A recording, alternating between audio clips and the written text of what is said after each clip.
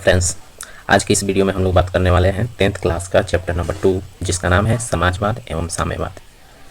तो आइए आज हम लोग हिस्ट्री पढ़ते हैं, वो भी शॉर्ट नोट्स के साथ। कह रहा है समाजवाद ऐसी विचारधारा है जिसने आधुनिक काल में समाज को एक नया आयाम दिया। जैसे हम सभी सुनते रहते हैं कि भारत मिश्रित अर्थव्यवस्था वाला देश है, चीन समाजवादी देश है, तो उस समाजवादी का अर्थ क्या होता है वही हमको यहाँ पे जानना है। कह रहा है समाजवादी व्यवस्था एक ऐसी अर्थव्यवस्था है जिसके अंतर्गत उत्पादन के सभी साधनों, कारखानों तथा विपणन में सरकार का एकाधिकार हो। यानी कि यहाँ जो साधन है, कारखाना है और आर्थिक अर्थव्यवस्था है, उन सब पे किसका अधिकार होगा? तो उस देश के सरकार का। अगर ऐसी व्यवस्था कहीं पे है तो उसको हम कहेंगे समाजवादी।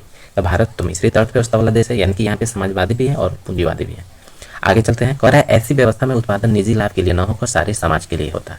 यानी जो समाजवादी देश है वहाँ किसी चीज़ का उत्पादन होता है तो उसका लाभ पूरे समाज को मिलता है। कह रहा है समाजवादी भावना का उदय है मूलतः 18वीं शताब्दी में औद्योगिक क्रांति के फलस्वरूप हुआ था।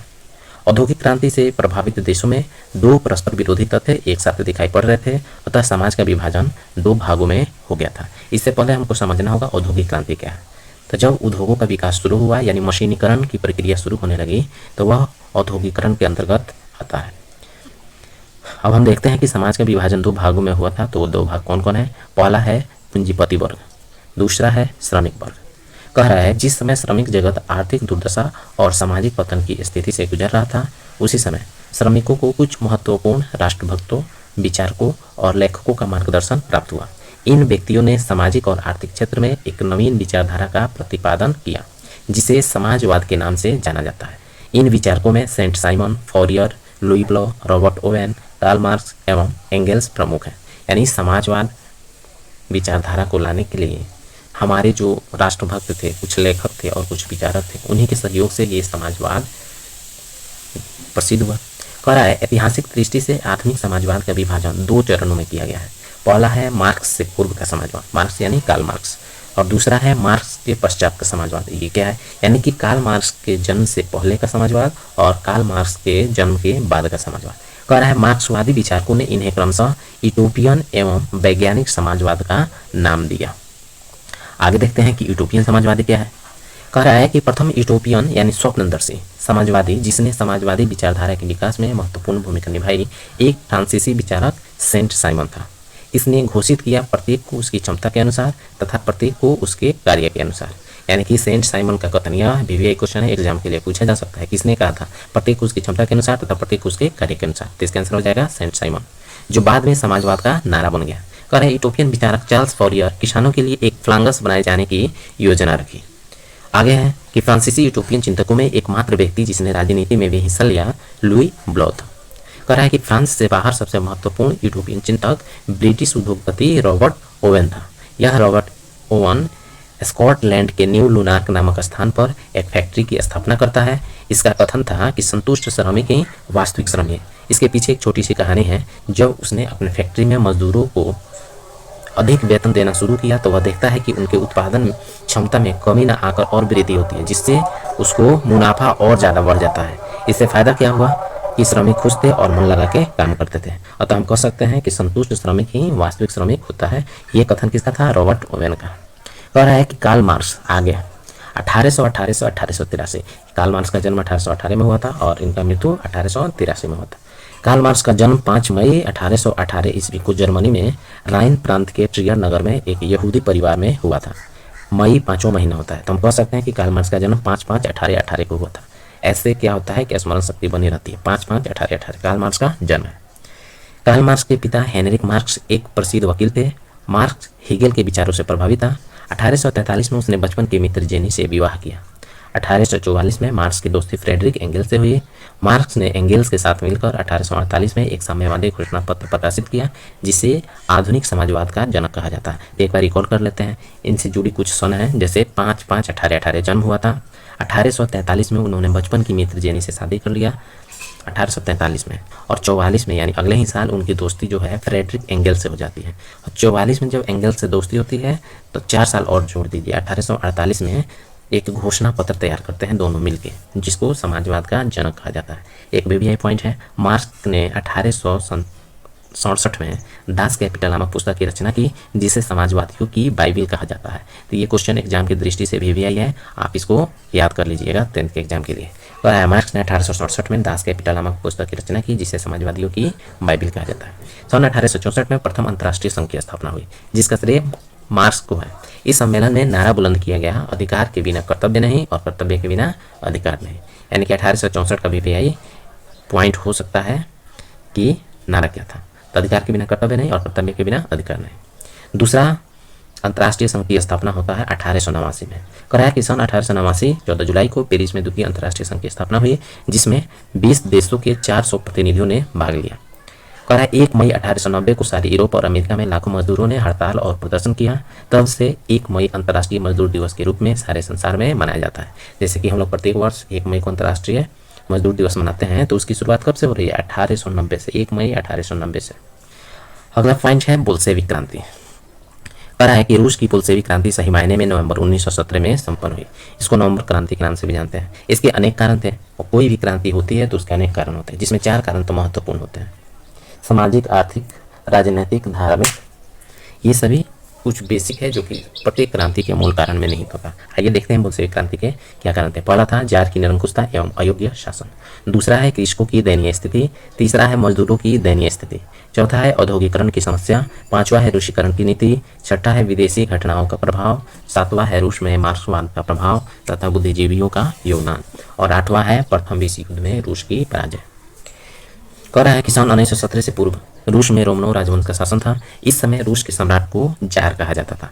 तो इस चैप्टर के अंत में एक क्वेश्चन होता है ऑब्जेक्टिव कि रूस में जार का अर्थ क्या होता है। जैसा हम लोग यहाँ जार का मतलब होता है शीशा का वह बर्तन जिसमें हम लोग कुछ रखते हैं, लेकिन रूस में उसका मतलब होता है सम्राट। कह रहा है कि जार निकोलस द्वितीय, जिसके शासन काल में क्रांति हुई, राजा के दैवीय अधिकारों में विश्वास रखता था। यानी कि यह क्रांति जो है बोल्शेविक क्रांति वो किसके काल में हुई? जार निकोलस द्वितीय के। कह रहा है 1861 में जार अलेक्जेंडर द्वितीय के द्वारा कृषि दासता समाप्त कर दी गई। ये भी पॉइंट की तरह है। 1861 में जार अलेक्जेंडर द्वितीय के द्वारा कृषि दासता समाप्त कर दी गई। अब है कार्ल मार्क्स के शब्द। कार्ल मार्क्स ने कहा था मजदूरों के पास सिवाय अपनी बेड़ियों के खोने के लिए कुछ भी नहीं है। सोवियत रूस विभिन्न राष्ट्रीयताओं का देश था। यहाँ मुख्यतः स्लाव जाति के लोग रहते थे। रूसीकरण की नीति के विरुद्ध पोलो ने 1863 में विद्रोह किया। एक युद्ध था क्रीमिया का युद्ध, दूसरा था रूस जापानी युद्ध। क्रीमिया का युद्ध 1853-54 में होता है, जिसमें रूस की पराजय होती है। दूसरा है रूस जापानी युद्ध जो 1904 और 5 में होता है। इसमें भी रूस हार जाता है। कह रहा है कि 9 जनवरी 1905 यह पुराने कैलेंडर के अनुसार है। अगर नई कैलेंडर की बात करें तो 22 जनवरी न्यू कैलेंडर। इसके पीछे भी एक तथ्य है, उसमें समझेंगे कि पुराना कैलेंडर क्या था, नया कैलेंडर क्या था। बस हमको यहाँ याद रखना है कि 22 जनवरी नए कैलेंडर के अनुसार और पुराने के अनुसार 9 जनवरी को खूनी रविवार यानी लाल रविवार के नाम से जाना जाता है। पर 1905 में एक प्रतिनिधियात्मक संस्था ड्यूमा का गठन हुआ था। एक पुस्तक है वार एंड पीस, आप बचपन से सुने होइएगा इस पुस्तक को। ये पुस्तक लियो टॉल्स्टॉय की है। लियो टॉल्स्टॉय नामक व्यक्ति ने इसको लिखा था, वार एंड पीस। अब हम लोग जानेंगे कि रूस का पहला साम्यवादी कौन था।